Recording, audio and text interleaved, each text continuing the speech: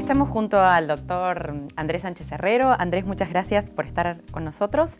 Bueno, en uno de estos aspectos que queríamos tratar con vos relacionados al Código Civil y Comercial y los cambios que ha introducido en materia de contratos, me gustaría preguntarte qué ha sucedido con los contratos de adhesión, o sea, cuál es el tratamiento que le da el Código y cuáles son los aspectos más salientes, ¿no?, de esta regulación. El primer punto a destacar es que ahora hay una regulación específica de los contratos celebrados por adhesión. Antes no había. Lo que había alguna regla para algún contrato en particular o el ámbito de... Pero ahora hay un régimen general para los contratos celebrados por adhesión. Son pocos artículos, 6 artículos, se los define, se establecen los requisitos, algunas pautas de interpretación y luego la inevitable referencia a las cláusulas abusivas. La definición se mueve en el terreno tradicional. Una parte predispone cláusulas generales, la otra adhiere. Queda claro que es un contrato, ya que era un tema mínimamente discutido, ya a esta altura no había margen para sostener una postura distinta, pero en todo caso el debate ha quedado clausurado en ese aspecto. Los requisitos son los que son de esperar, o sea, que el contrato sea comprensible, sea claro, fácilmente legible y por supuesto se sanciona la transgresión a estos deberes por parte del predisponente. En lo que tiene que ver con la interpretación, cómo se interpretan estos contratos, vamos a distinguir dos grandes capítulos. Desde que son contratos, se les aplican las reglas previstas para interpretar los contratos en general. De hecho, por ejemplo, en el Tratado de Derecho Civil y Comercial que dirijo, tenemos necesariamente que dividir este análisis. Y lo que tiene que ver con las reglas generales de interpretación se ve en un capítulo, y luego, desde el capítulo específico de los contratos celebrados por adhesión, hacemos una remisión al capítulo general y además nos referimos a las pautas específicas. De todas formas, aquí voy a mechar un poco porque en definitiva va todo unido.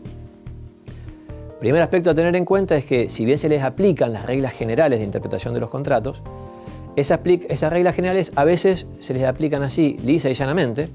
Por ejemplo, la regla que manda a interpretar los contratos de buena fe no requiere demasiadas adaptaciones. O sea, se interpretan de buena fe los contratos negociados y también los celebrados por adhesión.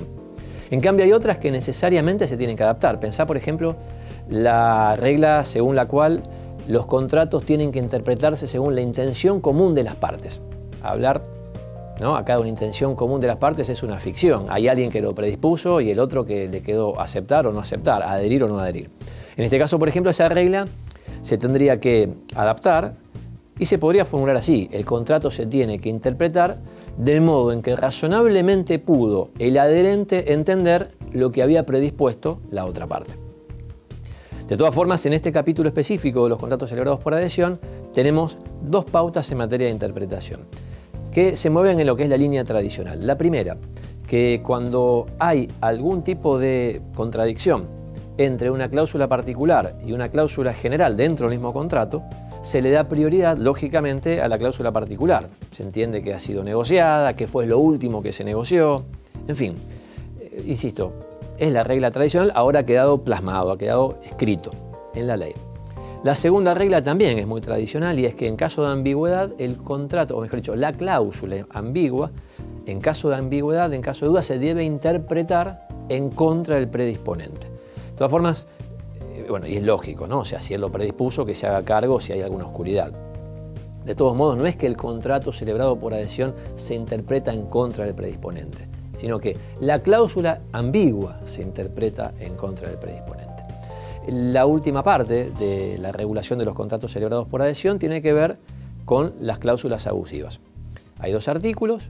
El primero de ellos lo que hace es reflejar lo que ya eran reglas que se venían aceptando y que de hecho están previstas en la Ley de Defensa del Consumidor: no desnaturalizar las obligaciones, el tema de las cláusulas sorpresivas, la cuestión de las renuncias de derechos que no se pueden renunciar y por supuesto se lo sanciona con nulidad a este tipo de cláusulas.